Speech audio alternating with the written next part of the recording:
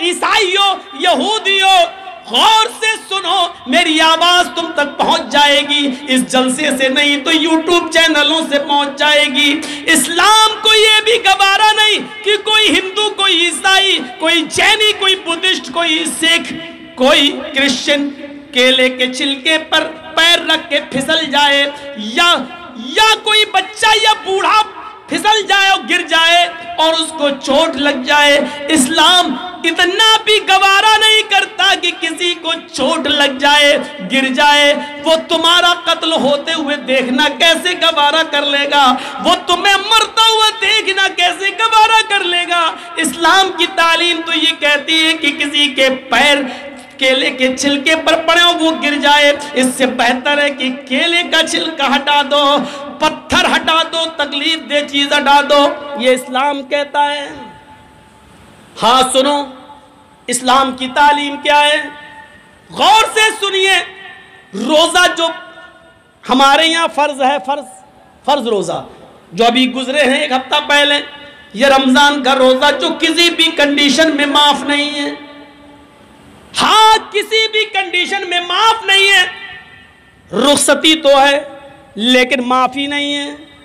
اگر بیمار ہو چھوڑ دو، لیکن بیماری ٹھیک ہو جانے کے بعد چھوٹے ہوئے روزے کو پورا کرنا ہے۔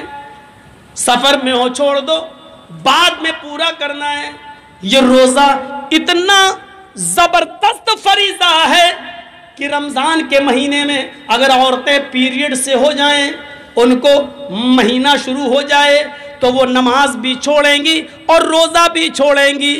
5 دن 6 دن جس عورت کی عادت ہے اتنے دن نماز نہیں پڑھیں گی، اتنے دن روزہ بھی نہیں رکھیں گی۔ لیکن روزے کا فریضہ اتنا اہم ہے، اسلام یہ کہتا ہے کہ جب عید کے بعد وہ صحیح ہو جائیں، نہا لیں، پاک ہو جائیں، تو چھوٹے ہوئے روزے تو وہ پورے کریں گی، لیکن ان دنوں کی چھوٹی ہوئی نمازیں وہ پوری نہیں کریں گی۔ نمازیں معاف ہیں، یعنی چھوٹی ہوئی نمازیں ان دنوں کی ان عورتوں کو پورا کرنے کا حکم نہیں دیا، وہ ان کے اوپر سے معاف کر دی گئی ہیں، لیکن چھوٹے ہوئے روزوں کو ان کو ہر حال میں پورا کرنا ہوگا۔ جرجی صاحب روزہ رکھتے رکھتے بیمار ہو گئے، 2 روزے چھوٹ گئے، سوچتے تھے کہ عید کے بعد رکھ لیں گے، لیکن 2 روزے جرجی صاحب نہیں رکھ پائے۔ محرم کا مہینہ، شوال کا مہینہ جانے سے پہلے انتقال ہو گیا۔ جرجی صاحب کے جو 2 روزے چھوٹ گئے ہیں ان کو پورا رکھنا تھا، بیماری کی وجہ سے چھوٹے، ان کو پورا رکھنا تھا دوسرا سال روزہ آنے سے پہلے، لیکن انتقال ہو گیا۔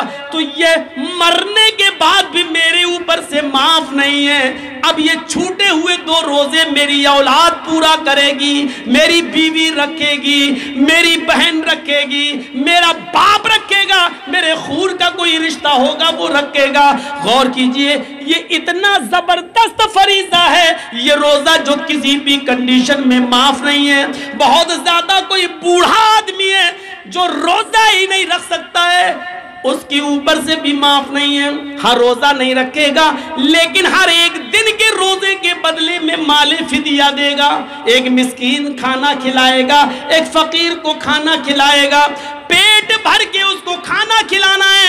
اب چاہے تو 30 دن کا اکٹھا اس کو دے دے، یا 30 دن اپنے گھر میں بلا کر کھلائے، یا 30 دن کے کھانے کا راشن اس غریب آدمی کے گھر میں پہنچا دے۔ لیکن راشن پہنچانے سے پہلے سمجھ لینا، صرف چاول پہنچاؤ گے تو نہیں چلے گا، راشن جب پہنچاؤ گے تو 30 دن کا پورا راشن پہنچانا پڑے گا۔ یہاں اس میں دال بھی شامل ہے، چاول بھی شامل ہے، سبزی بھی شامل ہے، یہاں تک کہ تیل اور مرچ مسالہ، یہاں تک کہ نمک، یہاں تک کہ چولہے میں جلنے والی لکڑیاں بھی اس میں شامل ہیں۔ یہ پورا کا پورا خرچہ آپ کو 30 دن کے روزوں کا اس کو دینا پڑے گا۔ یہ روزہ اتنا بڑا فریضہ ہے جو کسی بھی کنڈیشن میں معاف نہیں ہے میرے بھائیوں۔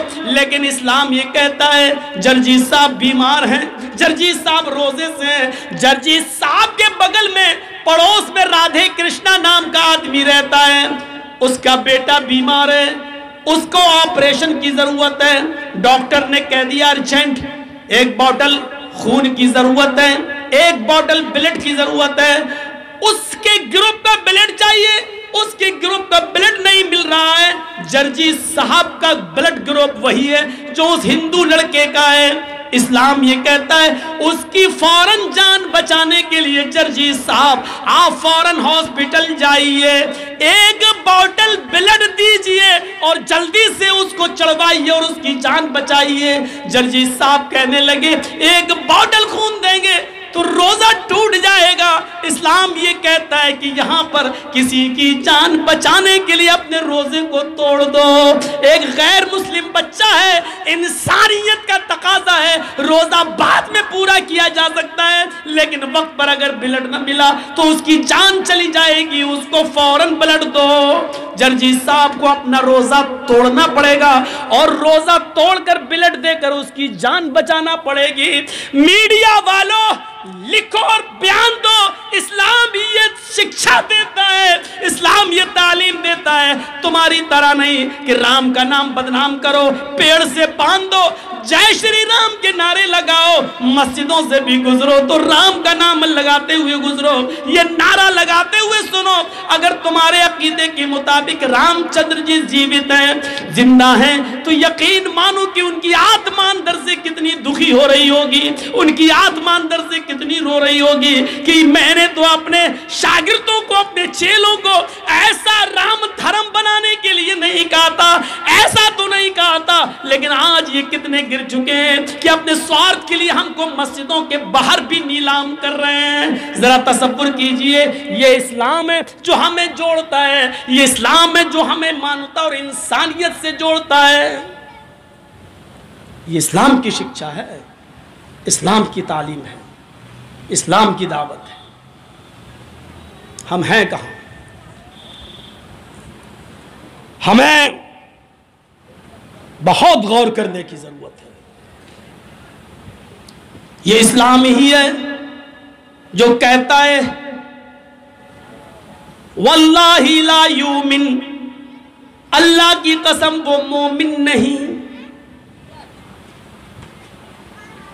حضرت عائشہ پوچھتی ہے کون مومن نہیں؟ اور اللہ کے نبی کہتے ہیں وہ مومن نہیں جو خود پیٹ بھر کے کھانا کھا لے اور اس کا پڑوسی بھوکا سو جائے۔ اور پڑوسی میں ہندو اور مسلمان کی کوئی قید نہیں لگائی، پڑوسی ہے چاہے وہ جو بھی ہو۔ حضرت عبداللہ ابن عمر بڑے صحابی گزرے ہیں، ان کا پڑوسی یہودی تھا،